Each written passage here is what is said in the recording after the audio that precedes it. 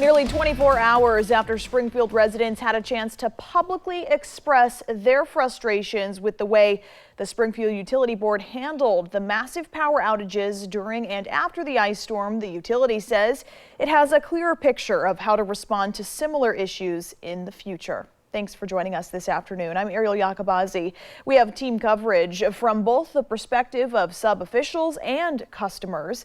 We begin with KEZI 9 News reporter Joey Vaca, who caught up with sub board members today about their takeaways from this meeting. The ice has melted, and so now for the Springfield Utility Board, the after-action work ramps up. And sub customers got to have a hand in that work at Tuesday night's listening session. At the session, Sub-Board Chair Mark Molina told the crowd Tuesday night that it was a time for the board to absorb their comments rather than respond to them. But it was about more than just listening. This is a listening session, but I do want to say that all of this is part of the process of how do we get better internally and externally. So this is what this is about tonight. Sub-General Manager Jeff Nelson says listening is an important part of moving forward after the storm.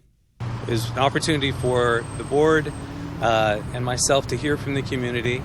It's an important part of our after-action process, so we want to gather information from our customers on their individual experiences and individual perspectives. It's very important to us to hear from them.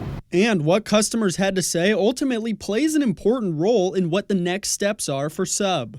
We have community members that have come from other parts of the country who have fairly devastating events like hurricanes, and this was our version of that. And so they were able to kind of share their stories of how those communities responded, and we're reflecting on those experiences and incorporating those observations into our after action.